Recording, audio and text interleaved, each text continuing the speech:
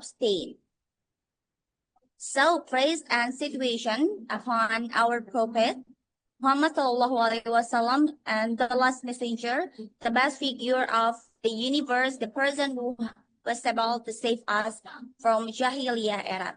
In this beautiful moment, I would like to say welcome to participants currently present. So, allow me to read and several sequence of our agenda. So, on this special day, we have several agendas. So, allow me to read several sequence of our agenda. The first is opening. The second is a greeting. The third is a material presentation from our speaker. The fourth is a question and answer station. And the last is a closing. Well, to take advantage of the time, let's start this agenda. Step on the following agenda is a greeting. And now I would like to invite Miss Sumi. Yeah, Miss Sumi? Yeah, you can say anything so everyone to be participant. Okay. Thank you for the time, Kak Regina. Assalamualaikum warahmatullahi wabarakatuh. Shalom, Om Swastiastu, Namo Buddhaya, Salam Kebajikan. Distinguished speakers, Dr. Madeline Pownell, Associate Professor at University of Leeds, Dr. Richard Harris, Associate Professor at University of Leeds, respected organizing committee, and all esteemed participants. An inclusive curriculum doesn't merely refer to equal access for learners from diverse backgrounds, but also reflects a deep respect for diversity and identity, spatial need, learning style, and social culture context. In other words, an inclusive curriculum is one that humanizes learners in a holistic manner. Through this event, we will explore the principles, strategies, and best practice in designing a curriculum that is able to reach all individuals without exception. It is our hope that the insights from today's discussion and learning session will serve as both inspiration and guidance in the development, implementation, and evaluation of curriculum that is more equitable, accommodating, and transformative. I would also like to express my deepest appreciation to the speakers and to all parties who have contributed to the success of this event. May this initiative be a meaningful step toward building a more inclusive and fair education ecosystem. May this event process smoothly and bring valuable benefits to all of us. Thank you very much, and wassalamualaikum warahmatullahi wabarakatuh. Waalaikumsalam warahmatullahi wabarakatuh. Let's applause for Miss Sumi, everyone. Okay, so the next agenda is we have some presenter or speaker, the best speaker from University of Leeds. We have two speakers. The first speaker is Dr. Madeline Pownell, and the second speaker is Dr. Richard Harris. So I would like to read the CV from Dr. Madeline Pownell. So Dr. Madeline Pownell is the postgraduate teaching and assistant and the lecturer in psychology, teaching, and scholarship, like a fellowship, and they have a membership of professional bodies. So the personal major of the Dr. Madeline is the have in University of Leeds Early Career Teaching Award 2022, Faculty of Medicine and Hold Overall Partnership Award 2022, and have a Positive Impact Award highly comment at the Leeds Partnership Award, Postgraduate Research Would Teach Award, highly commended and Leeds Partnership Award, and then Fellow of Advanced HA, and the Associate Fellowship of Advanced HA. And the second speaker is Dr. Richard Harris. The position is a lecturer in University of Leeds. And then they have the research interest too, and the psychological literacy and the global citizenship and imposter syndrome and the student belonging. And the qualification of Mr. Richard is PhD, Fellow of the Higher Education Academy, BSc in Psychology. Wow, it's a great information from our speaker now. So now I invite the speaker. The first is Miss Dr. Madeline Ponal. Yeah. Hello, Dr. Madeline Ponal. Halo, Hello. selamat pagi. Selamat pagi. Can you hear us? You ready to present your material from in this morning? Yes. Okay. Can you see our slides?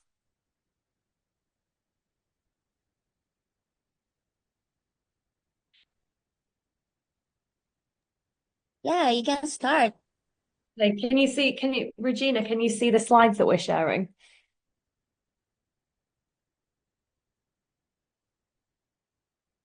Yeah, I'm sorry, I'm not here. Can you see our slides? Yeah, I see. Okay, great. Okay, thank you for that introduction, Regina and Busumi. So this lecture is called Designing Inclusive Curricula in Psychology.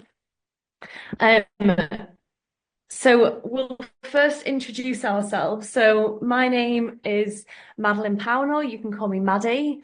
And as I'll talk about throughout this lecture, so I am a feminist social psychologist. I'm also interested in meta science, so in open science, and about thinking about how psychology is done and how psychology is taught and how it can be taught and done and researched better. And I am an associate professor in the School of Psychology, and we're both at the University of Leeds, which is in the UK. And I'm Dr. Richard Harris. I'm an associate professor in psychology.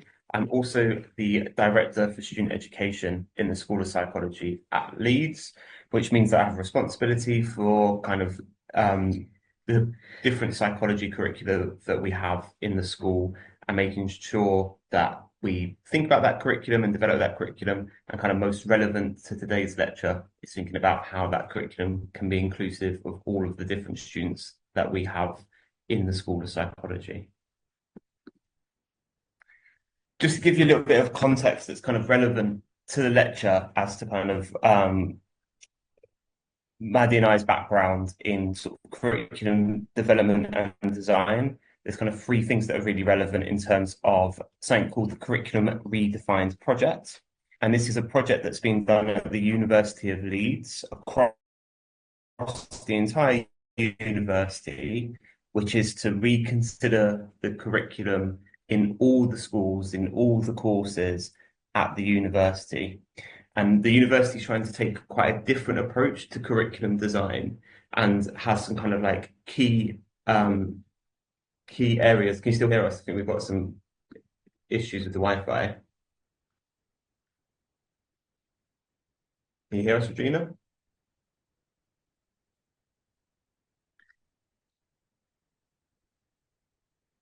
We'll try and move to Wi-Fi.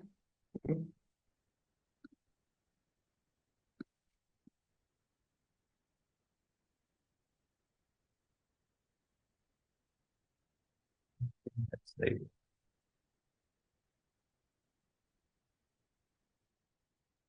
Yeah, we're here. Okay. Yeah, thanks, Regina. Okay, perfect. Oh, no problem. Okay, it looked like it was unstable. So the Curriculum Redefined project is university-wide, and what that project is trying to do is to try and to make the curriculum and the teaching at the University of Leeds much more kind of active and not just thinking about knowledge transfer. So not just having academics stand up and lecture students to provide them with knowledge, but to give students the opportunity to really reflect and think about their learning and develop skills that are going to be useful for their futures, with a particular focus on helping those students to become kind of global citizens, people that are able to take their knowledge, in our case, psychology knowledge, and their psychology related skills and apply them to addressing global issues. So that could be something like climate change, mental health crisis, and so on. Additionally, Maddie and I have also held fellowships with the Leeds Institute for Teaching Excellence to focus on global citizenship. And so through that work, we've done kind of extensive research and published on what it means to be a global citizen and how we can develop our teaching practice to help students develop those global citizenship skills. We also have a body of work that looks at psychological literacy, which is related to global citizenship. So global citizenship is about developing an education that develops students' knowledge and skills and applies that to issues in society. Psychology literacy is related because it is kind of the subject level implementation of global citizenship education. So it's really specifically about how can we develop psychology knowledge and psychology skills so that psychology students can develop this kind of like global citizenship outlook once they've graduated. So broadly, given the roles that Maddie and I hold within the university and our kind of research practice, overall, we're sort of all about psychological literacy, graduate outcomes, and how we can develop inclusive teaching practices that's mindful of all of the students that we teach. So, as I said, Maddie and I have held a light fellowship, which has been focused on global citizenship. And this has basically encouraged us to think about what the purpose of education is. So for a long time at Leeds and quite a lot of the universities in the UK, education at university level has just been simply around knowledge transfer. So here are the kind of key theories and ideas of particular kind of things within, in our case, psychology, without really thinking about what the bigger kind of purpose of the university education is. Now, in our context in the UK, there's been a huge increase in the fees that university students pay to come to university. And this has changed the way that the UK higher education sector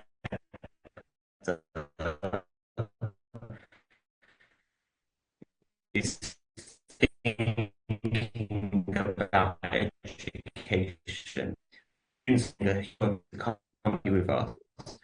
What of that education you that they're getting from in this policy? Sorry, Richard, Life. can you hear me, Richard? Your connection is indeed unstable.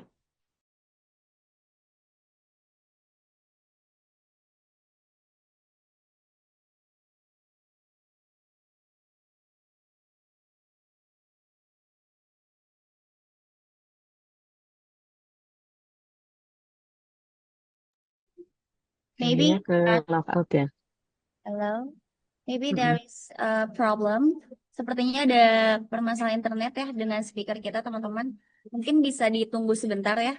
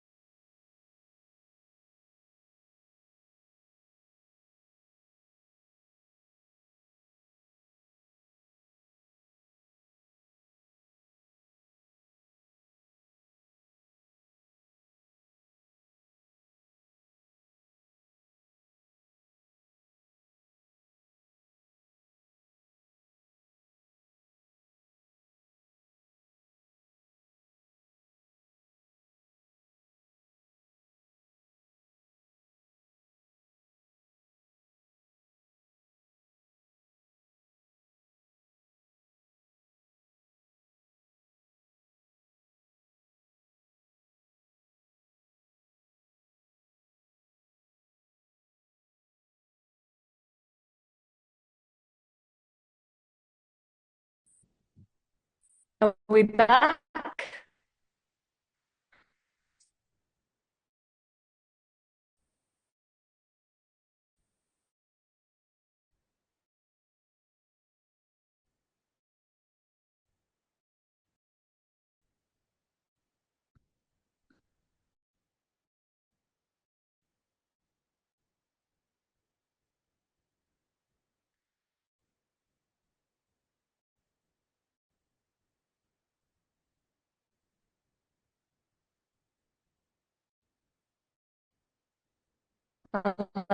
Sorry, we're having some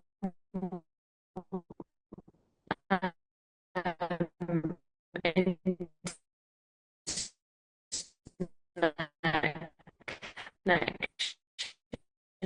issues.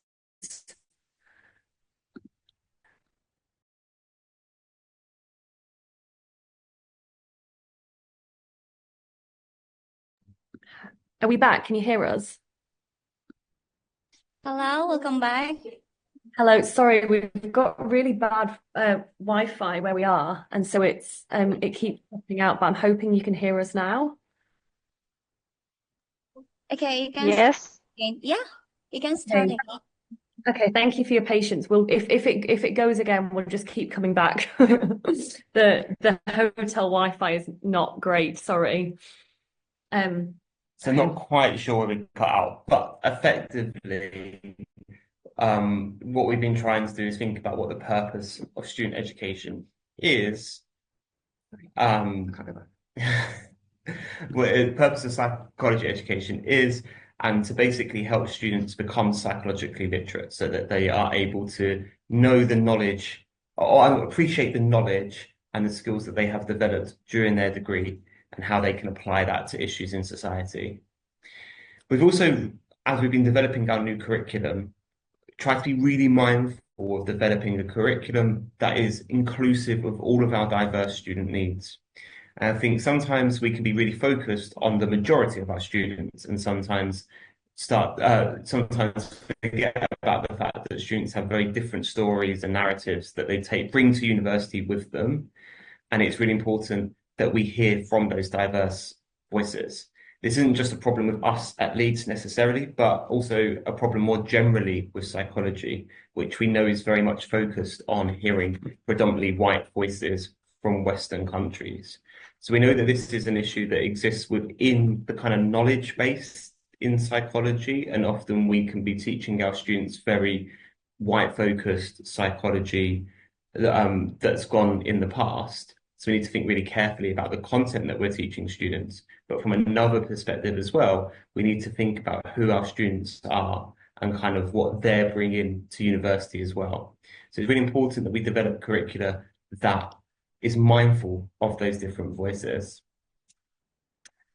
We also need to make sure that we hear from our students properly as well. So what we've been trying to do at the University of Leeds is to find different ways in which we can engage with those different diverse voices and how different kind of focus groups and done some different types of research that have enabled us to hear some of that diversity amongst our student cohort so that we can shape our curricula to be mindful of the fact that we have these different student voices. And this is really important because these are going to be the future of not just academia and psychology, but also the future of employers that will go out into the world and use their psychology knowledge and skills, hopefully for the greater good. Yeah. Yeah. Oh. Should I do so? Yeah. So this is the kind of background, like introductory context. So this is the context that we come from at the University of Leeds and some of the things that we've been thinking about. So I think it's important to clarify. So this lecture is about design inclusive curricula. And we're now going to talk a little bit about what we mean by inclusive curricula and about how some of our kind of psychological knowledge and our psychological research expertise can help us to understand that. And then we're going to give you two examples of our work that looks at two different ways that we can make curricula more inclusive, learning from that psychology knowledge. So I think it's important to kind of set the scene that what we mean by an inclusive curriculum is an approach to teaching and learning that doesn't assume that everyone is the same, so that recognizes diversity. So some people have talked about how what being inclusive means is not trying to fit all learners, all educators, all people in one model, and instead to have sufficient flexibility so that people, no matter their background, no matter their kind of context, situation, that they can participate in the same way. I think what's really, really important to us is that an inclusive curriculum isn't just a curriculum that is responsive, so isn't just a curriculum that responds to diverse needs, but that is a curriculum that anticipates needs. So I think we're going to talk a lot about the idea of being inclusive by design. And this basically means that it's not that you build something and then there needs to be adjustments and then you respond. It's more that you can proactively design something that has the principles of inclusivity in mind, so that it anticipates where people might need adjustments or flexibility. And this is all in an effort to try and foster equity in education, belonging, which is a big part of our research, and also making sure that approaches to teaching are flexible. So we're going to kind of focus here a little bit on, also we've got two case studies, and one of them is predominantly around inclusivity in the context of students who have disabilities. We're also very aware that there are other different types of inclusivity. So I think it's important, if ever you do research or scholarship or thinking about inclusivity, that you think about inclusive for whom. So who is it that we want to be particularly inclusive for? So for example,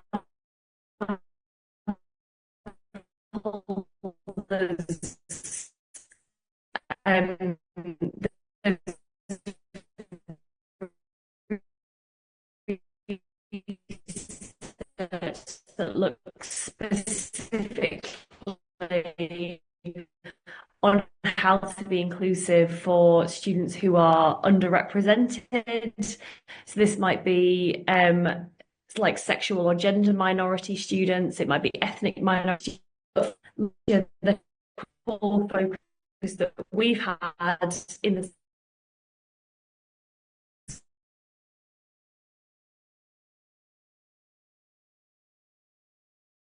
school it's been specifically about inclusivity for students who have Sorry, Marilyn. Sorry, your connection is disability. So hello. Yeah, your connection is not clear.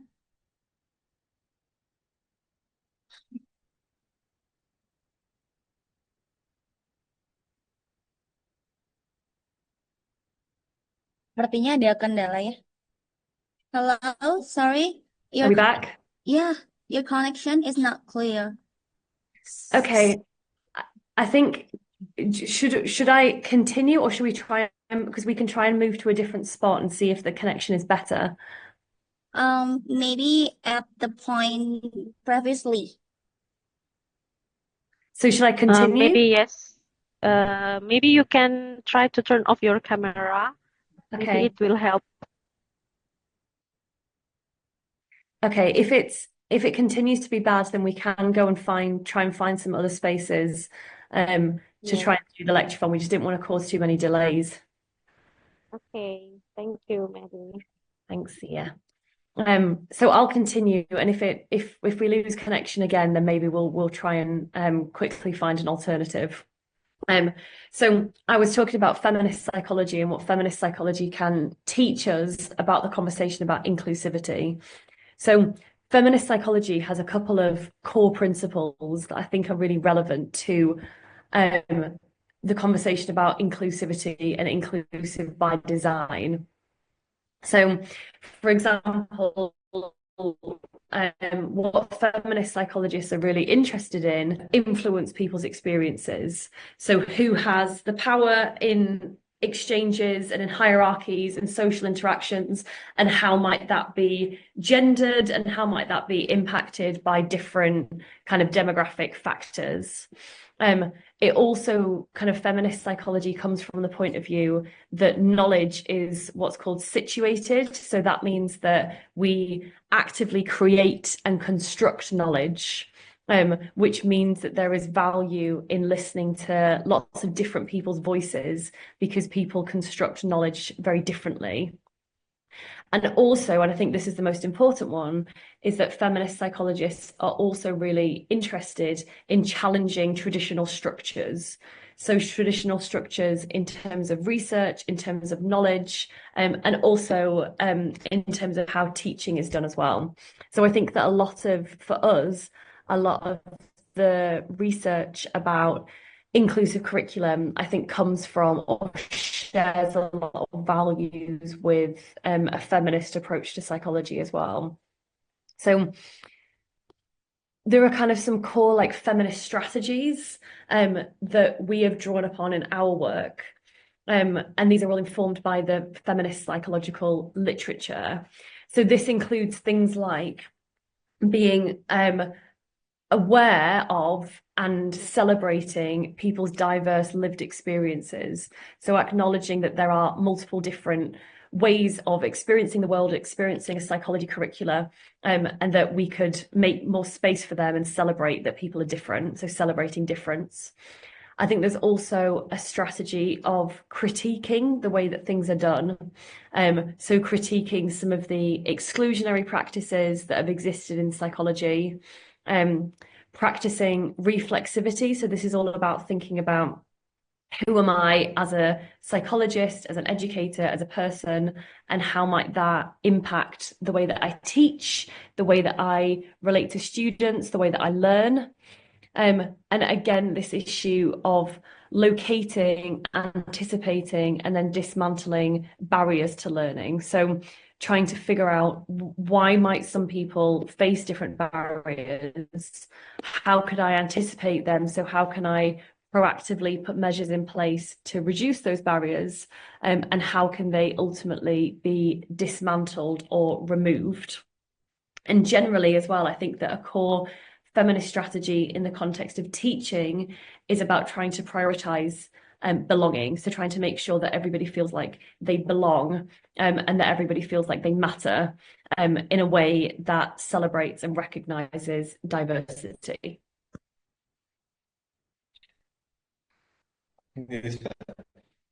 And I think the importance of designing curricula that's inclusive is really highlighted by the sort of real tangible benefits that this has for our students. So this is just one example of a study that we did with one of our undergraduate students for their final year project. So this is something that Eleanor Edgar worked on in her final year project, where she wanted to understand some of the predictors that predicted disabled students' sense of belonging whilst at university. And she explored whether social relationships, self-advocacy, the mastery of the student role, and accessibility, so like campus accessibility, predicted the sense of belonging for disabled students while they're at university. And in her study, she found that actually the only significant predictor of belonging for the students with disabilities was how they perceive the accessibility of their campus.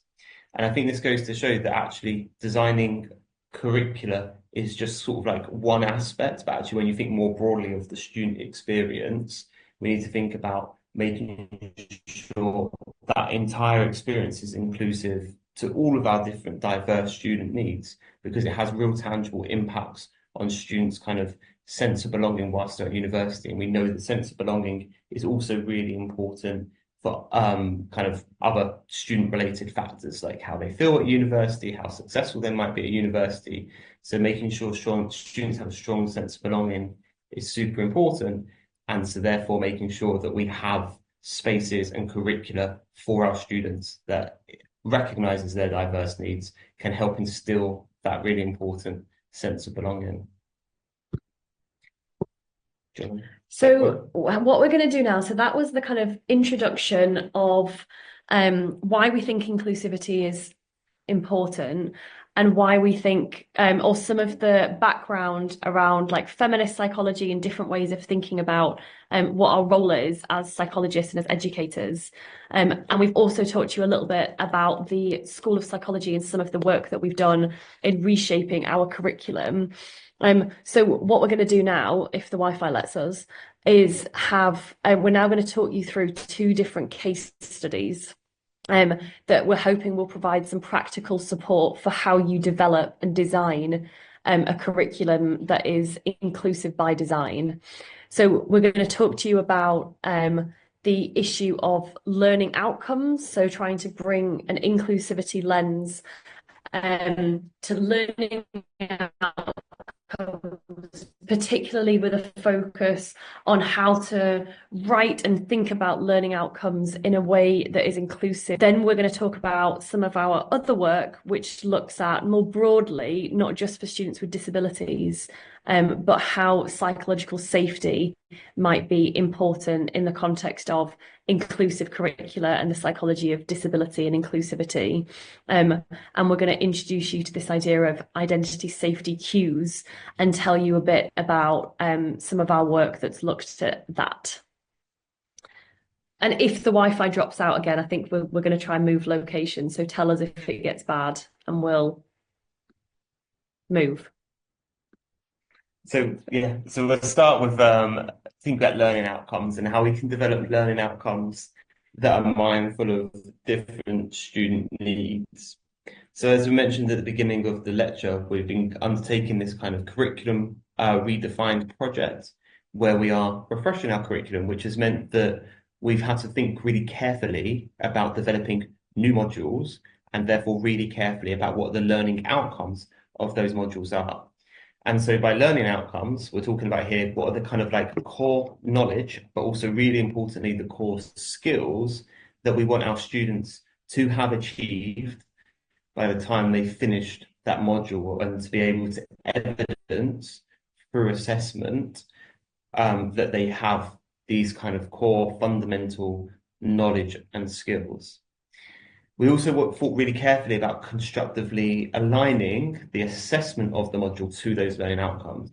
So we're going to use learning outcomes to define the core knowledge and skills that students should have, but also think really carefully about how the assessment allows us to assess that students have met those kind of fundamental knowledge and skills. This is really important for lots of different reasons, but one thing it really helps do is set out the expectations for students. So students are much clearer. When you have clear learning outcomes, it's much clearer to students what is expected from them in the module. So what skills should they be developing and what knowledge will they be assessed on at the end of the module? But it also really helps us as educators to understand what support we need to give to students to ensure that they're able to develop and evidence that different knowledge and skills. So what do we think as educators might be the challenge here? What might be the things that we need to consider that might be difficult from students with particular backgrounds or with particular different diverse needs? It also basically gives us the opportunity to think really carefully about what matters in our module, in our curriculum, and what is the stuff that doesn't really matter at all. And then this helps to focus on the things that are kind of the things, and we'll talk about this in a few slides' time, about the things that you can kind of change, manipulate, mitigate for to help being more inclusive, and the things that are absolutely fundamental to the module that can't necessarily have that flexibility. And we'll talk about that in a couple of slides' time. So at the University of Leeds, because we've been undertaking this kind of institution-wide curriculum project, there's been a lot of work at a university level and a lot of support at university level for us as educators to think really carefully about how we can write learning objectives that are inclusive of the diverse student needs. So, for example, our learning objectives no longer particularly focus on students having to like memorize a lot of core content, but are much more focused on taking that kind of core psychology knowledge and using it in a particular way, so applying that knowledge. We've also, and we'll show you an example in a couple of slides' time, about how we started to change the language we use when we write our learning outcomes so that they are really clear, really direct, and accessible for students. So we've tried to take out some of that kind of like fluffy, not quite specific language that we've often sometimes used in learning objectives to make it super understandable to students as to this is exactly what we want you to be able to demonstrate by the end of the module. And related to that, we're going to use words that students understand. So Maddie and I have done a lot of work on what's called the hidden curriculum. And these are kind of the terms and the kind of concepts at university that we as educators take for granted. But students might not necessarily understand that language, particularly students who might have not had access to higher education before in their family. So they might be the first people in their family to go to university that don't necessarily understand the words and terms that we take for granted. And so therefore we've been really kind of focused on making sure that we have very clear, very student-centered language in our learning objectives so that students have a really clear expectation or a clear understanding of what is expected from them. By doing this, it provides every student with a very clear baseline expectation for that module. So by the end of this module, we expect you to be able to do X, Y, and Z, or be able to demonstrate X, Y, and Z. And so this work around developing learning objectives that are clear and understandable by students is a really useful way in ensuring that you are then designing a module that is inclusive and understood by all of the different types of students that you may have. And a very clear example of how we developed our learning objectives is before we might use language like understand major theories. And on the face of it, that seems like a relatively straightforward kind of learning objective. We want students to be able to understand something. But actually, when you start to pick at the term understand, there are problems associated with, well, what does it mean to understand a major theory? How do we evidence that students have an understanding? So the use of the word understand here is something that's quite difficult to operationalize. It's something that can often be quite unclear to students, and it's certainly something that is quite subjective. One person might believe they really understand something, but someone else might not be able, but they might not be able to evidence that in a way that we're expecting from them. So instead, we've moved to trying to make it much more clear what the expectation is. So rather than saying we want you to understand major theories, our expectation from you is that you're able to contrast major theories. Now, this is much more easily understood, but also more importantly, is much more easy to kind of evidence and demonstrate in the form of an assessment. So here, you clearly have to take at least kind of 1, 2, 3 of the major theories in a particular context and compare and contrast them with each other. So it goes beyond something that's quite a subjective thing, understand, and concretely tell students, this is the expectation for this module. You're not just going to be able to know theories, but we want you to be able to contrast those theories. So it's a much clearer, student-centered language that makes it super obvious to students, this is what the expectation in this module is. So not just understand, but compare and contrast. We're not going to go through this table like comprehensively, but this just gives you an appreciation of some of the things that you can avoid when you're writing, or some of the words you should avoid when writing learning objectives, and some of the kind of different words that you might want to use instead. And this is being developed by the disability team at the university. Yeah, the inclusivity team at the university to try and help educators to reflect and think about the language they are using when developing learning objectives so that it is very clear to students that this is what the expectations are when you are undertaking this particular module. So you want to avoid some of the terminology that is at the end of this table. So words like appreciate, be aware of, be familiar with.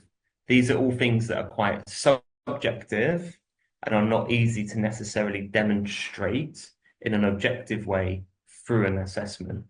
So instead, if we want students to know something or demonstrate an understanding of something, we can ask them to define or to describe or to explain rather than understand. So it's much more clearer what the ask from students is.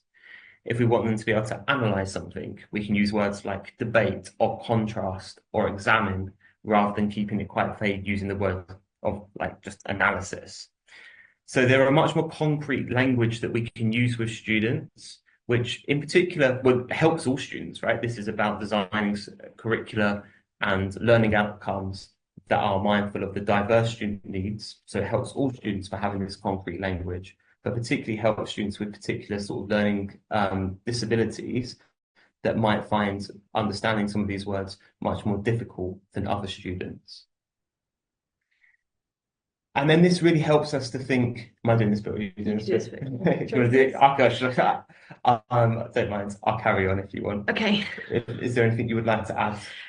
No, other than just to stress the point that I think the reason why we're talking so much about learning outcomes in a lecture about inclusivity is I think that this to us is the kind of the most important starting point when it comes to things, as we'll go on to talk about, that we can. There are some things we're going to talk about that you can add into a curriculum to make it more inclusive. But I think by starting with the learning outcomes, then this is making sure that the actual design of a curriculum, and we're talking a lot about university students and higher education, but the same logic applies to teaching school children, to teaching high school, that I think starting with what is it that you want students and learners to be able to do, and then how can you clarify that really explicitly and really clearly, that I think that to us is the kind of pinnacle of inclusivity, because it's about trying to make things really, really clear and really straightforward. And again, it's that issue of anticipating diverse needs rather than just responding to it. And once you've kind of done that initial work around learning outcomes, so you've got really nice, beautiful, clear learning outcomes that are inclusive, you then have to think really carefully about how the assessment is aligned to those learning outcomes.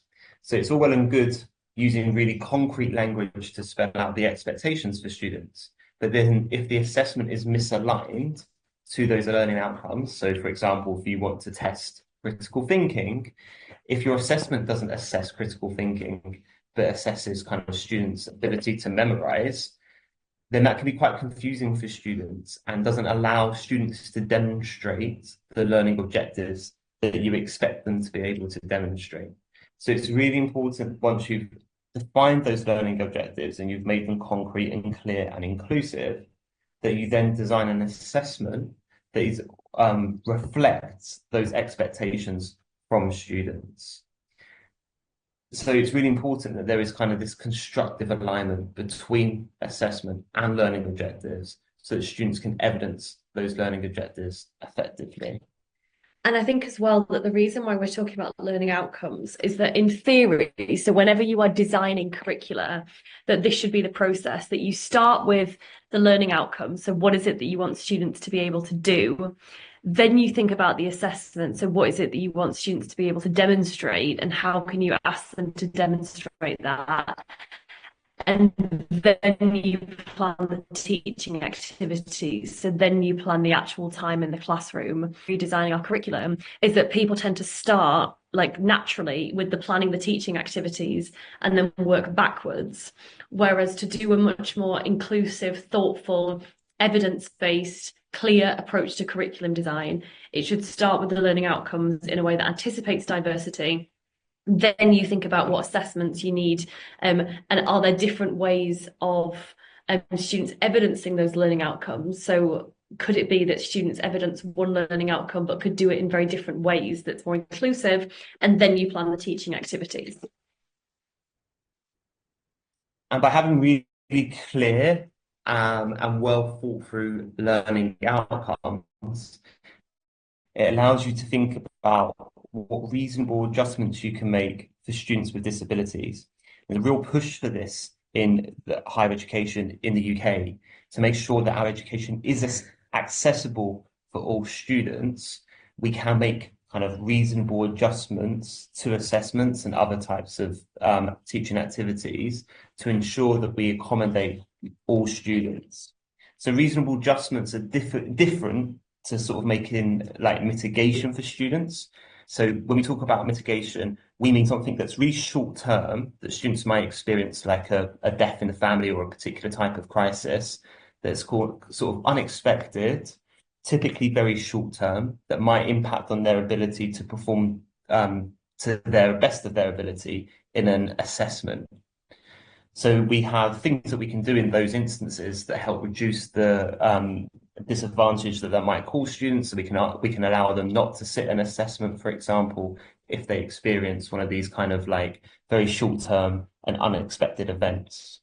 So that's mitigation, but what we're trying to do with reasonable adjustments is to appreciate that some students might have a disability, some sort of neurodivergence that makes it more challenging for them to engage with all types of teaching and or assessment. And so by understanding what our learning objectives are and expectations are from students, allows us to understand what adjustments we can make to either teaching or assessment to ensure that we remove some of those kind of like barriers that would have been faced by those students if we haven't made those adjustments. And there's some nice example on this next slide. Maddie's just asked if she can do this. You can do this. Can I do this slide? This is my She's favorite slide. excited by this slide. This is my favorite slide because this is a really tangible example of, I think, like classic, really well done assessment design that's designed for inclusivity, that anticipates needs rather than responds to needs.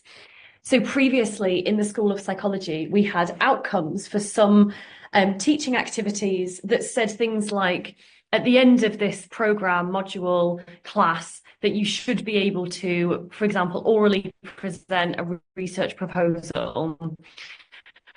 What we are finding is then for some students who had maybe disabilities that might mean that the prospect of orally presenting something is challenging or not possible, that we were finding that it was really difficult for students to demonstrate that they can have that skill. So we thought, actually, is there a way of writing these learning outcomes that is, as we talk about, anticipating diverse student needs rather than just responding to it? And we thought, actually, does it matter if students are able to orally present their research proposal, or is the skill that we're actually interested in, is it their ability to effectively communicate their research proposal? And if you remember right at the start of this lecture, we talked about how learning outcomes are useful because they allow you to think about what matters and what doesn't matter. And in this context, we thought actually the modality, so the ability to present out loud to a live audience, that wasn't really the outcome that we were interested in. The outcome that we were interested in is the ability to communicate. So we changed this learning outcome so that it's much more flexible to make those reasonable adjustments.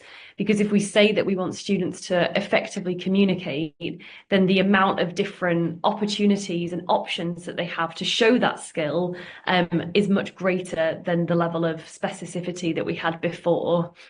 And this is also a lot more aligned with the actual skill that we are interested in.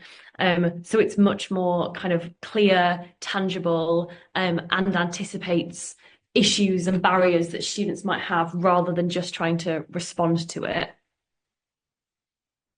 And I think that there's a much bigger point here about the need for assessment design and teaching design to be flexible. So I think flexibility is one of the most important principles when it comes to inclusive curriculum design, because what flexibility allows is it allows you to be responsive to the diverse needs, backgrounds, lived experience of students. And I think in being flexible, like the example of that learning outcome, and saying, actually, maybe you can evidence this skill in a much more flexible way, then that to us is doing something really practical to move education away from what we talked about this beginning, about the idea that there's a one-size-fits-all model to education, and instead boiling it down to what are the skills and attributes and knowledge that we expect, and how can we recognise and also celebrate the fact that students might be able to demonstrate that outcome in lots of different ways because of their personal circumstances. I think that this also having much more flexible pedagogies and flexible approaches to teaching and learning, it can reduce exclusion, so it can mean that more students can participate and can participate readily, which can reduce stress, which can reduce feelings of low belonging, and can also mean that the curriculum is much more equitable and much more fair across different students. And this is kind of a classic principle that's in frameworks like Universal Design for Learning, which is about anticipating needs and being inclusive by design rather than just responding. And I think that flexibility is one of the most important principles to us. And flexibility also aligns quite a lot with some of the feminist psychology values and principles that we talked about at the beginning as well, and about recognizing that students' lived experiences are different. So to give you another example, so we're really cool that the two of us designed, delivered and implemented last year in the psychology undergraduate programme. And this is a module that's called the Psychology of Student Life.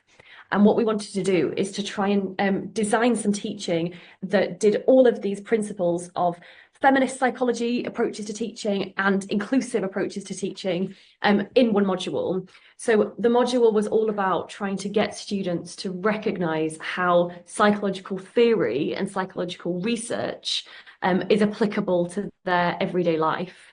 So these were first year, first semester undergraduate students, and we talked to them about things like imposter syndrome, well-being, emotional responses to feedback, psychological literacy, and then encouraged them throughout the module to think about what does this theory and research, what relevance does it have to my life, and how can it help me to understand myself better?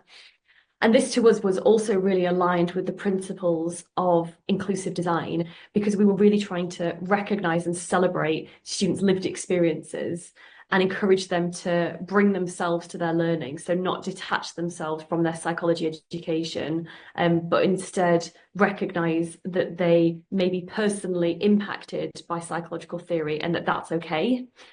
We also had a really big emphasis on getting students to work together. So we had workshops where they engaged in collaboration, critical thinking, debate, discussion.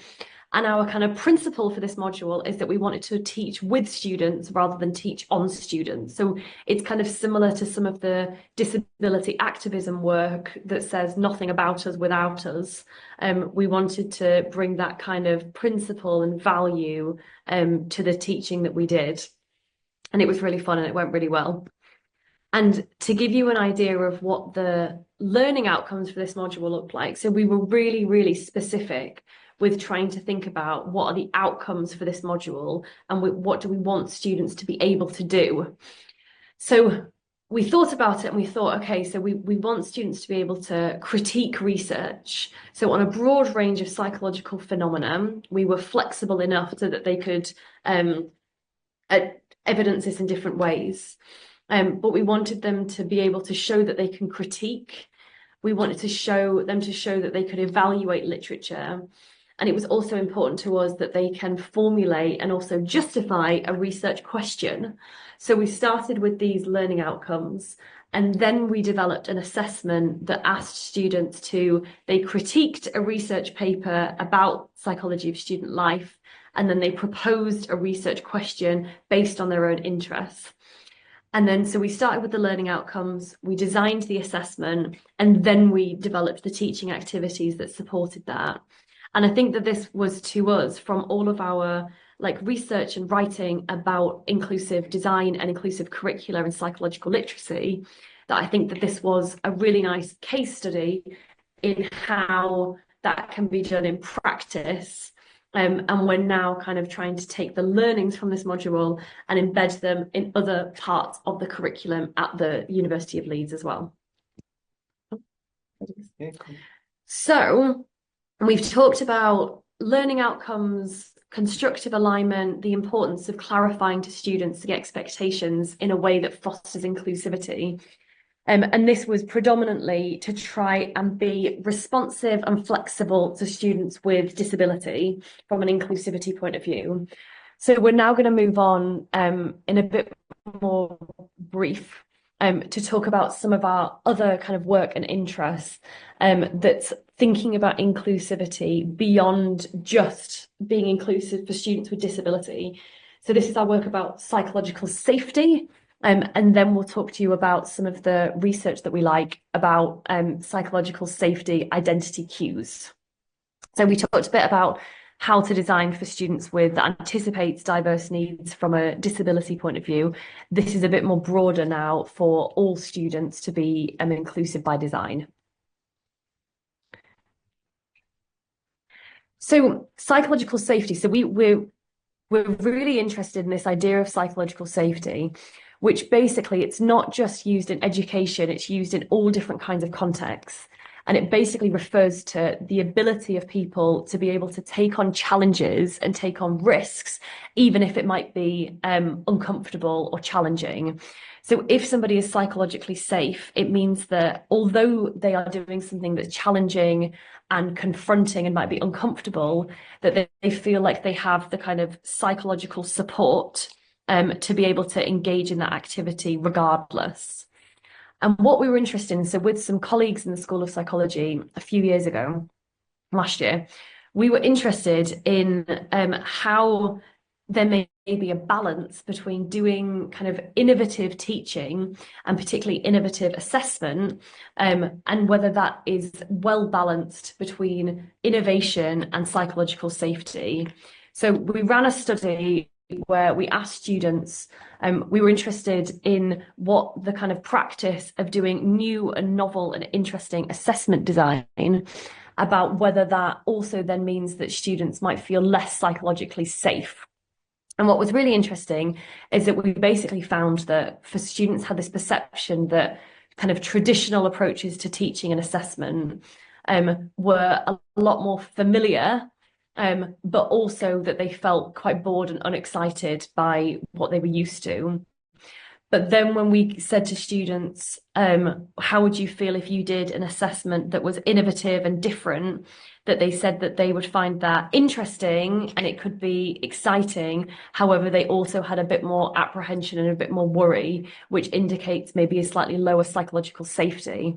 So what we've been kind of trying to advocate for is in the context of inclusive curricula, about making sure that we also prioritize students' trust, self-efficacy, and making sure that they fundamentally feel psychologically safe.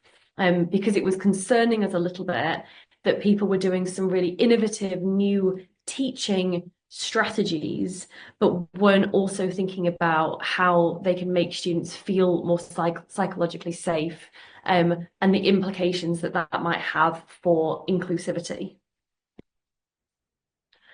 So we've also done some work that's looked at the need for psychological safety in a broad range of different students.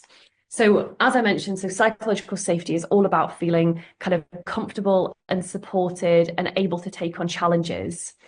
And this became really apparent to us, the need for psychological safety and the need for this kind of interpersonal support back in 2020 when it was the COVID pandemic.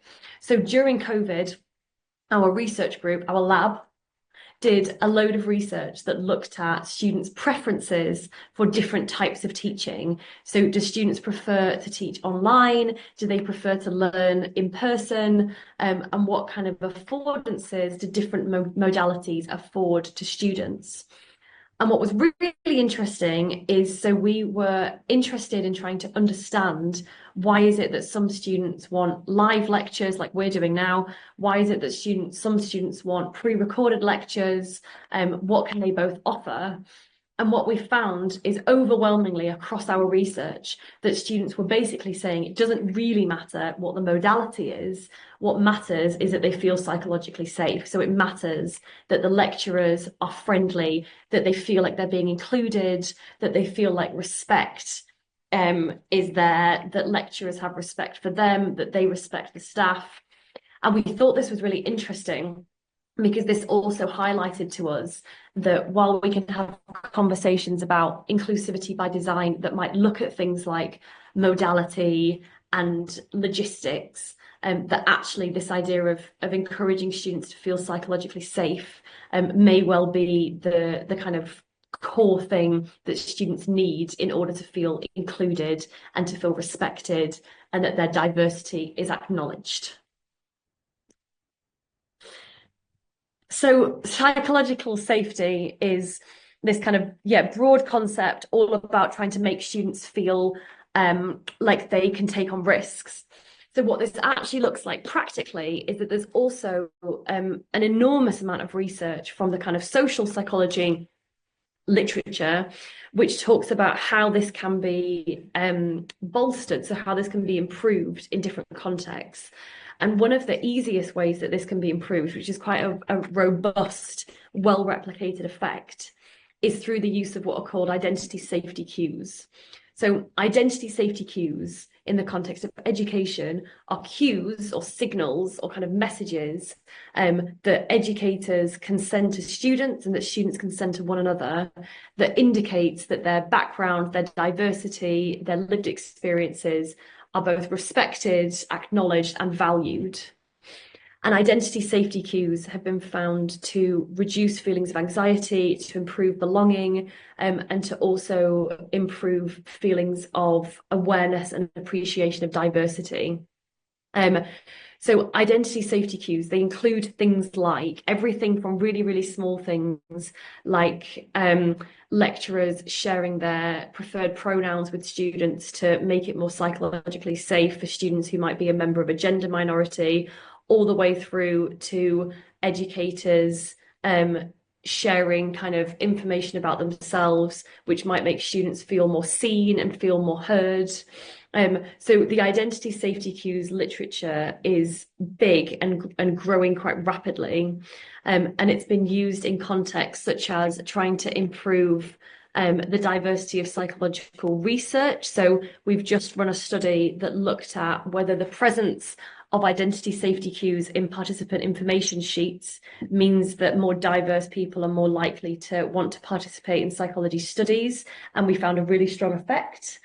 So that if information sheets have much more diverse photos of participants, if they include preferred pronouns, if they include photos of the researcher, then people from minoritized backgrounds are more likely to indicate that they're willing to participate in studies.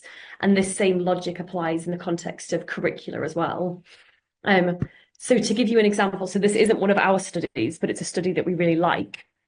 So this was a group of researchers, and they ran a study where they had two different courses, so two different like syllabus kind of module outlines.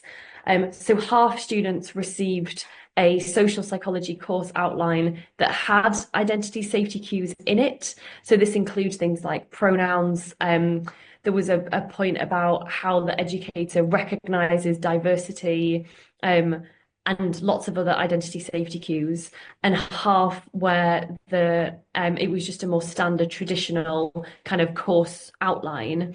And then they found that people who received the information that had identity safety cues in is they felt like there was more of a effort to create an inclusive classroom. They felt like the educator really cared about social inequalities. They also had a higher sense of belonging. So across the students, they felt that they belonged more. And importantly, and we think this is really, really cool as well, that they were absent far less than students who didn't have the identity safety cues. So I think that this is a really nice kind of early evidence to suggest that this presence of making an explicit, concerted effort to signal to students that their identity is safe and that the educator prioritizes identity safety and psychological safety, about how this can have really tangible impacts on inclusivity in the classroom, which we think is really important. So now, as we're developing our curriculum at the School of Psychology at the University of Leeds, we're also trying to think about how we can have more psychological safety through things like identity safety cues, and other ways that we can explicitly embed it into our curriculum. So to sort of summarize across the lecture, I think obviously this is something that's really important, and it goes without saying that actually it's really important to make these changes to our curricula to make sure that all students are included properly and have the best opportunities to succeed in their education. I think we've tried to identify some ways that we have made kind of small but very intentional changes that enable our students to thrive on, despite kind of what their backgrounds are, what their needs are. And these changes can make big impacts. They can not only help students to demonstrate their ability a lot more effectively, but they can also have kind of other sort of consequences, like helping students to belong at university and help them to like develop their identity and to sort of reflect on their learning. It also, I think we've implicitly said this in this lecture, but not actually explicitly, about the value of talking to students and understanding what it's like from their perspective. And so I think we've highlighted examples that we have done as educators in where we have taken it upon ourselves to do some concrete small changes, like think really carefully about our learning objectives and think really carefully about psychological safety and think carefully about how we support students. But actually, some of the more powerful things that we have done is to directly talk to students and to hold focus groups and interviews with our students that come from particular backgrounds. One particular example is some of the work that we've been doing with some of our Black students. So we have a majority white student population at the University of Leeds and a much smaller Black student population. But we have spoken to those students in focus groups, and that has been really, really powerful and enlightening in terms of some of the structural barriers they face at university, but actually some of the structural barriers they have faced in their education before coming to university. And I think this has been really helpful to us to understand their kind of entire lived experience with education and not just the things that we see at university. And I think that's made it a lot easier or a lot more helpful for us to understand the context that these students are bringing to university that really helps to inform how we develop our curricula and our student learning experience. So it goes beyond just the curricula, but everything we do as educators that might hit differently because of the lived experiences that those students are bringing to their education. And I think there are things that we can obviously do as educators, and I think we've highlighted some good examples of this in this lecture, but there are some other things that can be really powerful that involve listening very carefully to students with very different needs and very different lived experiences, that enable you to design very carefully for a very inclusive curricula, a very inclusive student learning experience. So yeah, is there anything you would like to add to that conclusion? Yeah, I think so. Just to like wrap up a little bit, and then we'll have a nice amount of time for questions. We've also got some reflective questions that we're going to put to you. I think the two big things are that there's a way of designing curricula from the beginning. So thinking about learning outcomes, then thinking about assessment, then thinking about teaching activities, and having a real eye to how this could be inclusive. I think also, if you are not at a stage where you're designing a whole curricula, when you won't in the future be designing a whole curricula, then I think also acknowledging that there are these small wins like identity safety cues that you can bring into your practice or bring into your interactions that has been found from the evidence to have quite a big impact. So we've included these two examples intentionally, because they take you all the way from really, really large scale, quite a lot of effort, quite a lot of autonomy from the beginning, all the way through to kind of things that you can sprinkle in at the end. So with that being said, we've got some kind of reflective questions for you, and these might be things that you could either try to answer and we can chat through now, or they could just be things that we want you to kind of go away and think about a little bit based on what we've talked about today. So we really want you to think, like, from now on, about things like whose experiences and perspectives are included, both in, if you're currently teaching, or if you're going to teach, or if you're not, either in your teaching or in your learning. So who are the voices that you are hearing from, and who are the voices that you're not hearing from?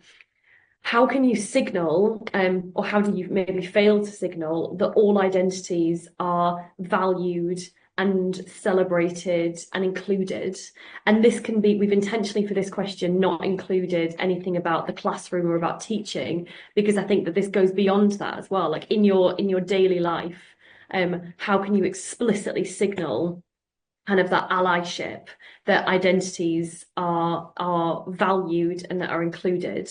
And just to add to that point, actually, I think that's a really good broader point. When we've done some work with our students in terms of inclusivity, one of the things they say that they really dislike is when it feels that it's just an add-on to a module. So it might be that we teach students, say, biological psychology, and then we turn the focus to a particular type of student identity. So we talk about the sort of dodgy history of psychology in intelligence testing, and how that's sort of segregated between white and black populations.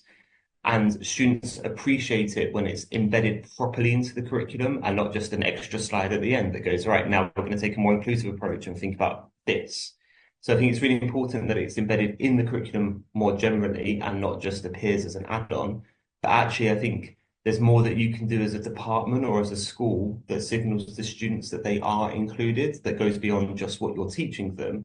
But I think it goes more towards how you respect and value and demonstrate that you respect and value those different student identities that sit outside just the things that you are teaching them, but underpin all of the interactions that they have with staff and other students. Yeah, and I think that this is relevant to the third question, that again, we just want you to think about this stuff as you kind of go forward. So what are the unspoken norms that might make students feel excluded or invisible? So what are the things that you are assuming? What are the things that you are assumptions that you have, that are stereotypes that you have maybe?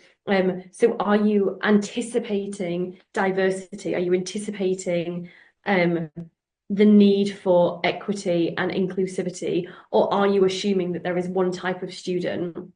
And similarly, how can you strengthen identity safety cues? And this can include, we put here in the content that you teach, the way that you teach it, I think beyond like teaching, in your learning. So even with your fellow students, how can you strengthen identity safety? How can you encourage psychological safety of your peers? And how can you engage in that kind of allyship that also recognizes that inclusivity is everybody's responsibility? So these are some questions that we just want you to keep thinking about. If you have ideas initially, then we've got plenty of time to have a discussion. But I'm hoping that was useful and interesting. And thank you so much for your patience with our terrible internet connection. And I hope that you've been able to hear at least some of this. So thank you very much for listening. We're going to try and turn on the camera now, but if it breaks up, then we'll turn it off. And I hope that was interesting. And thank you for your attention and for your time. Thank you, Dr. Madeline and Dr. Richard Harris. So, the material presented by Dr. Madeline Pownall and Dr. Richard Harris is very insightful. So, please applause for the amazing speaker. You can give the emoji that you want to say thank you in the comment. So, next we will open question and answer session for those who want to ask the question. So please raise your hand using the feature and ask question directly. Wow. Okay. Okay. First, maybe from Karen. Okay, what a wonderful, first and foremost, what a wonderful lecture it is. As always, Dr. Maddie, I'm very much insightful and intrigued with your materials, and also a wonderful showcase for the MC. Regina, you did very well. I'm very proud of you, honey. And for both Dr. Richard and Dr. Maddie, I I have so many questions right now, but again, my very first questions that I want to ask is that in my teaching experience, I used the AI to construct a test for my students, and then by assigning them that specific test created by the AI, I asked them to, can you please find where is the problem in this text, the grammar, the errors, and how can you humanize it? In that way, do you see it as a way of adding inclusivity or make it inclusive in the first place? Thank you very much. Hello, Alex. Thanks for that question. So I think that you've just made a really, really good point with a word that you use, which is about humanization. And I think that we see as well, and it's a big, as we talked about before, a big part of like a feminist approach to teaching, scholarship, learning, everything is about trying to humanize what we do as psychologists and as educators and as people. And I really like that example that you just shared, because I think that one of my concerns about the widespread adoption of AI in lots of different contexts is about how that has the potential to dehumanize a lot of what we do. So I really like the idea of trying to use it to demonstrate the need for humanization, because I think that a lot of the kind of conversation about inclusivity and equity it's about like human to human interaction, like it's about social psychology. It's about making people feel valued and empowered and included and respected. And I think that any and all efforts that try to resist the dehumanization of education, I think are really welcome and really part of this broader mission. So yeah, I think that that's a really lovely example, and I think that the idea about trying to humanize our practice is also really aligned to the stuff that we care about. So thank you for raising that. Thank you, Dr. Maddie. And maybe I'll give the time and space to some of my other colleagues, and maybe I'll ask you different questions after they ask their questions. Okay? Okay. Have a great day. Thanks, Alex. Okay, thank you, Karen. So we move to the next question. So the question from Prima Deo Suryana. Right. Is my voice clear? Yes. Okay. Right. Thank you, Regina, for the opportunity to ask, and thank you very much for Dr. Madeline and Dr. Harris for the wonderful lesson for today. But so I have a question here. Hold on, let me get my notes.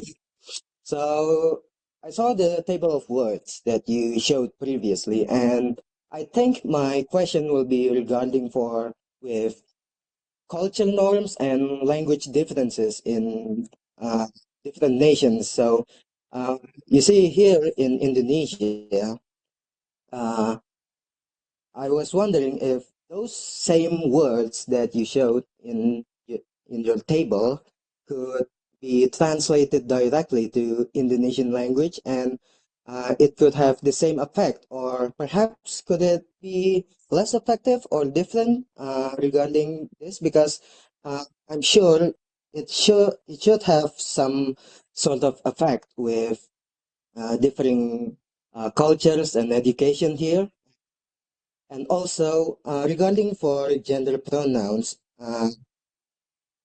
here in Indonesia itself, the third person pronoun is only dia, so I don't see how that could necessarily apply here in this language. So I was wondering if like different languages could have different effect with what you just taught us. And yeah, how does one identify and find that student with a specific need if the cultural norms here are quite what's the word for it?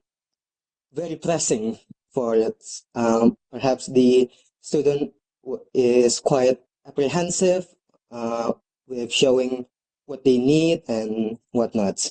And yeah, is that clear? I'm sorry if my question is a bit long. No, I think No, it's really clear. yeah, I think you've raised. I reckon Maddie and I could talk to you about this for the next hour. There's a lot of interesting kind of things that are there. I think it's really important to reflect on whether what works in one cultural context would be appropriate in a different cultural context.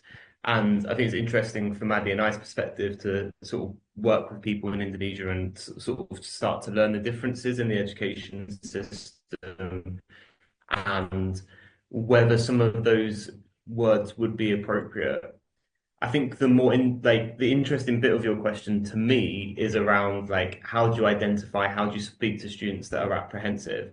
And I think that's a real something that we should be really mindful of, but isn't necessarily a problem. I say that carefully because I think what we're mindful of is making small incremental changes, and you're not going to be able to get everything correct the first time around and everything correct that includes every different type of student. But I think the most important thing is to be doing something, even if it's small incremental steps. I think speaking to students is an absolutely kind of like most important way that you're going to start to understand what works for the diversity of that student cohort and trying to create safe spaces where those students don't feel apprehensive to talk to you, but know that they can trust you, that you respect them, that you want to hear from them, and you provide those psychologically safe spaces where they can have those conversations with you, and that you continuously check in with those different types of students as well to know that the interventions, the things that you are doing, works effectively for those students. I think a top-down approach where it's on us as educators to come up with a set of experiences isn't necessarily the best approach because it is a kind of lived experiences and their understanding their reality of being a student in the context.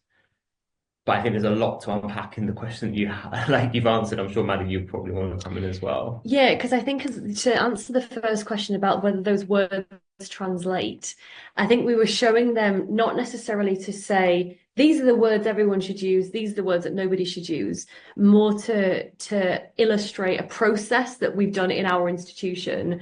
And so the words that of like include these, don't include these, have come about from having really careful conversations with lots of different colleagues in a Leeds context that tries to understand what makes sense for students studying in the UK and what doesn't.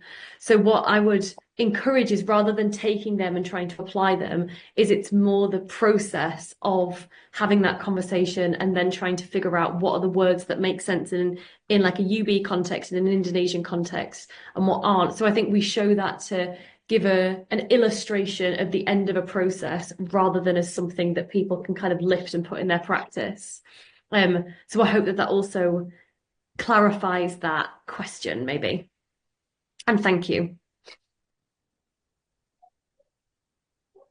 Right. Thank you very much for the amazing answers. So essentially, for Indonesian words, there is still to be research done on that, perhaps I presume, to identify which words could be used more effectively and which words should be avoided, I guess. And regarding for fulfilling needs for apprehensive students, so with that problem, perhaps it should be best in small incremental changes and trial and errors. What I gather. Absolutely. Yeah, I think it's important to realize. Like, I think it's important to do something rather than not. Like, rather than inaction because you're scared to get it wrong. I think as long as it's well intentioned and well informed by talking to students, you may make mistakes along the way, but that's fine as long as you're learning from those mistakes and as long as they are, yeah, have been done in the right way, but there's just an unforeseen kind of, oh, here's a thing that we didn't intend, but is actually a consequence of the action we've taken. That might well happen, but you'd rather be trying but fail occasionally than not doing anything at all because then progress doesn't happen. Right. Thank Thank you you. very much, sir and madam. Right. I guess I'll hand it back to Regina. Thank you. Okay, thank you, Prima Deo. So we go to move to the next question from Ribi Aurakansa. Hello, thank you so much for giving about the opportunity. Can you hear my voice? I'm sorry, we can't hear. Sorry. Maybe you can speak Okay. loud again. Yeah. Okay, can you hear? A little bit. Try your question and we'll see if we can hear. Okay, I will try to.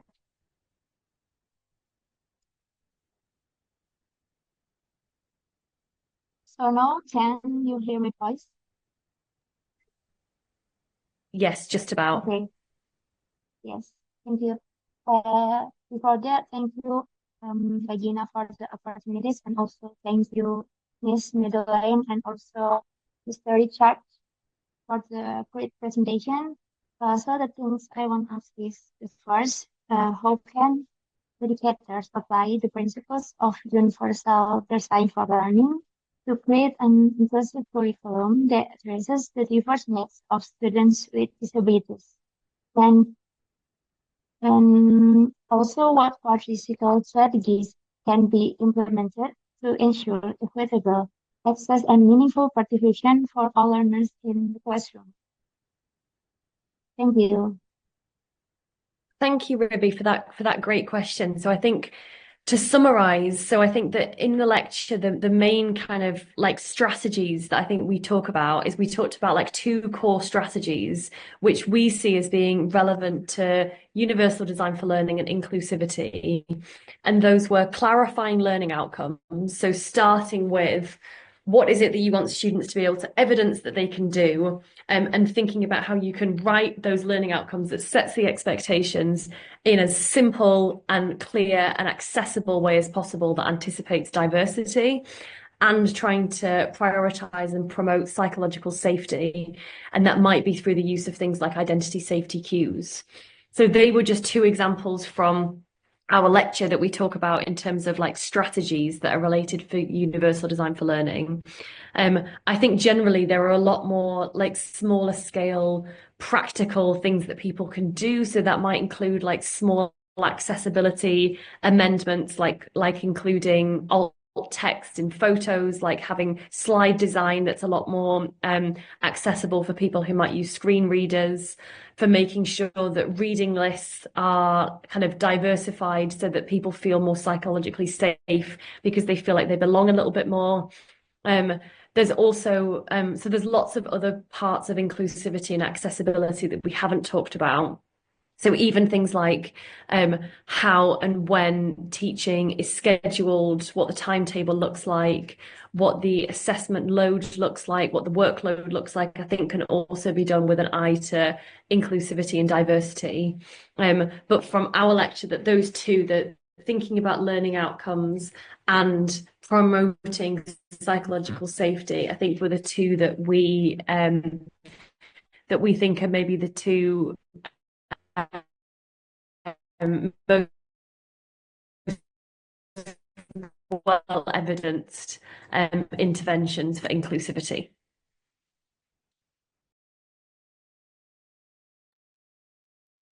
So thank you, Ms. Madeline. According to you, so is the edu teacher is what for inclusive learning? Could you repeat the question, please, Ruby? Sorry, we didn't quite hear that. Okay. Use the do teacher is word for student with disability in the classroom.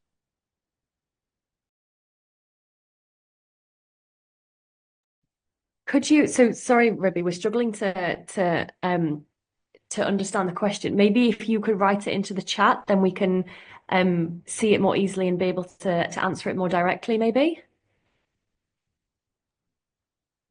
Okay, Miss.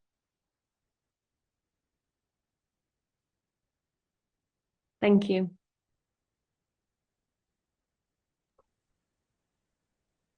Thank you, Ruby, for the question. So, we next to the last question from the Hana Mawada. Can you hear me? Yes. Yes. Okay, first, thanks so much for a very interesting lecture. So my question is, in my learning experience, sometimes there is still a hierarchical culture between teachers and students in Indonesia that makes learning sometimes seem very rigid and makes students afraid of asking questions in class because they're afraid of making a mistake or look embarrassing in front of the class.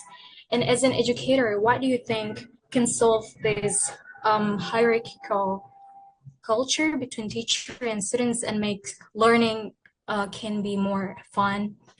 Thanks. Oh, Hannah, that's such a good question. We love it. Can I take, do you want to take it? You can Can I have it? So I think that, so I mentioned at the beginning around like feminist principles of psychology. I think so I talked a little bit about how that one of the concerns about feminist approaches to teaching and research is about trying to dismantle existing structures. And I think that what that looks like in the context of feminist pedagogy or feminist teaching and learning is about trying to dismantle the hierarchy of the classroom. So what that looks like in practice is about things like really kind of dismantling and troubling the idea of who is an expert. So in our module, Psychology of Student Life, then we make it very clear to students that they are the ones who are the expert of their own experience. And that while we can give them the psychological theory, because we know about that and they don't, that they will always be the ones that have the expertise about their experience and actually the expertise about student life. So I think that in that module that when we were first designing it, we really tried to think about how can this really mess with the hierarchy of there's lecturers here and the students here, and that it's like knowledge being done to students, and instead think about how can we offer a much more inclusive, collaborative, kind of welcoming environment that does exactly as you're suggesting, Hannah. And I think that there's lots of other like strategies that you can do. So I do think identity safety cues are one way of doing that. I think the feminist pedagogy literature talks a lot about things like vulnerability and trust and respect, and kind of inviting students to share the bits of their lives that they feel is relevant and that they're comfortable sharing, to also kind of break this idea that there is the kind of expert educator who sits up here, and instead to acknowledge that there are different ways of having expertise. So in feminist research, for example, that there's a really big emphasis on what's called participatory research. So that's where you research with people rather than research on people. So this includes methodologies that might get a group that has some kind of experience of something that psychologists are interested in, and the psychologist or the researcher sees their role as providing a kind of spotlight for that experience rather than trying to extract and understand that experience. And I think that we see our role as educators as coming from that point of view, that it's not that we're there with all of the knowledge and imparting it. It's more that we're kind of trying to provide tools to help students get there on their own. And I think that there's a huge literature about feminist pedagogy that I think, Hannah, you'd be really interested in. But I think that the module that we talked about was also explicitly trying to mess with hierarchies a little bit. Well, just to add to that a little bit further, I think there are some really low-level kind of easy wins that you can do to enable students to feel safe in making mistakes. So like an example, in a large kind of lecture where you know, it might be quite a traditional way of teaching. There's an educator at the front who is perceived as the kind of expert who is saying stuff to people. But there are kind of anonymous kind of platforms where students can post questions, for example, or ask to clarify questions, or you can have opportunities for students to ask questions so they can try and work out whether they've understood the content rather than just spending the entirety of the lecture talking at someone, but actually providing space for students to make those mistakes and feel safe in making those mistakes, because it might be anonymous or it doesn't count towards an assessment. But I think, to take Maddie's point even further around trying to break those hierarchies a little bit, I think that's like a more extreme version that's sometimes a little bit more difficult to do, but can be really quite rewarding and relates really nicely to the kind of inclusivity thing that we've been talking about. So I had a final year module that looked at face perception and how we as humans perceive other people's faces, the emotion from their faces. And in that module, there were no lectures whatsoever. And I said to students, I'm not going to provide you with content. You get to decide which bits of face perception you are interested in learning about. And then you can go off into the literature, learn that literature, bring it back to me, and we can discuss that, and you can develop your ideas, and then there'll be an assessment. And what that allows you to do is to create inclusivity in the classroom, because it basically says to students, I'm no longer the expert, I'm not the gatekeeper, I'm not going to tell you what I think is interesting. You, based on your lived experiences, can bring that lived experience to your education. So we had some students that were looking at how autistic individuals perceive faces because they themselves had autism and they wanted to explore their lived experience. We had some students that came from like that were Black students that wanted to look at how race interplays with kind of face perception and wanted to bring their lived experience. That was 70 students, and it might not necessarily work in all classrooms, but I think there are different levels of which you can allow students to feel respected and trusted so they can make mistakes, or kind of go even further and be able to bring their lived experience and be the expert themselves, and sort of drive their own learning. Thanks, Hannah. Okay, thank you so much for the answer. So, any question, everyone? Okay, so if there is not again, maybe I will question to our speaker. I have two questions. So I want to know point of view from Dr. Madeline and Dr. Richard about psychology safety and identify safety cues. So I have two questions. First question, for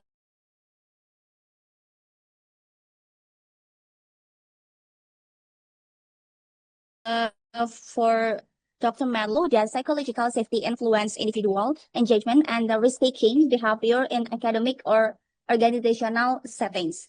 And the second question is, what are the key barriers to creating the psychologically safe environment and multicultural teams? So thanks, Regina. So I think to answer your first question, so I need to have like a reminder of the literature, but I guess that the core premise of psychological safety is that it encourages people to take risks, even if they are aware that it's a risk and if they feel challenged. So I think in an educational context that this looks like kind of, it's not about just psychological comfort and staying in your comfort zone. It's about being aware that something is challenging and aware that something might feel out of the comfort zone, but doing it anyway. So this could look like an assessment that might feel difficult, that might feel challenging. But if students feel psychologically safe, then regardless of that feelings of apprehension, that they will do the task anyway and do it well. So kind of conceptually, like the literature has kind of positioned psychological safety as a way of encouraging risk taking, and that has kind of been conceptualized as predominantly being outside of people's comfort zone. So making sure that learning, there's this kind of model that's about like comfort zone, stretch, challenge, and then what's called like the danger zone. So the stretch challenge is the bit where it's like, oh, this is slightly out of my comfort zone, but I'm learning something. And then the danger zone is when it's so far out of your comfort zone that it's now kind of psychologically unsafe. And I think that as educators that we try to get students out of their comfort zone, but in that spot, but it requires psychological safety. What are the barriers of your question? Can you repeat the question, Regina? Sorry, I've forgotten this to Maddie's answer. Okay, I will repeat. So the question is, what are the key barriers to creating a psychologically safe and environment in multicultural teams? That is a very interesting question. And oh, okay. I thought you said you wanted to comment. No. I think it's a really interesting question. I think it's about what I suppose the barrier is, like the way to overcome barriers, right, is to make sure people feel valued and respected, to make sure that you create an environment in which people are able to contribute. So rather than focusing on what the barriers are, like ways to overcome those is about creating trust and making sure everyone feels valued so that they can express their sort of opinions and their thoughts. So yeah. Thanks, Regina. Thank you. So, oh my God, there's one question again from Karin. Yeah, Karin, you can spell your question. Okay, first and foremost, once again, thank you, Regina. That's a very wonderful emceeing for today. And as I promised from earlier, I said that I will ask another question at the end of the session because I am still processing every bit of information.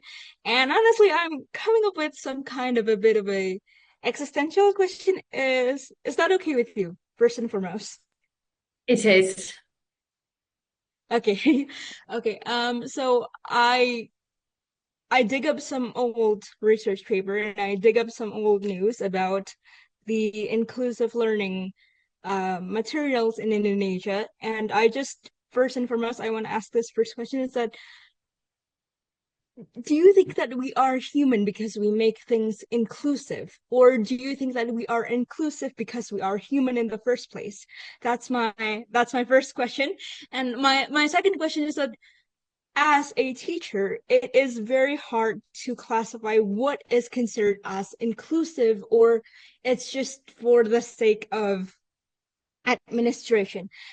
Where do you draw the line between, oh, this is this is like only for administrational stuff and this is for like what the community is allowed to see, what the government is allowed to see, and this is what happens in the classroom. This is what actually happening in the process of learning and teaching. Thank you very much. I think that is such a good existential question to end on. I think, did you want to say something? No.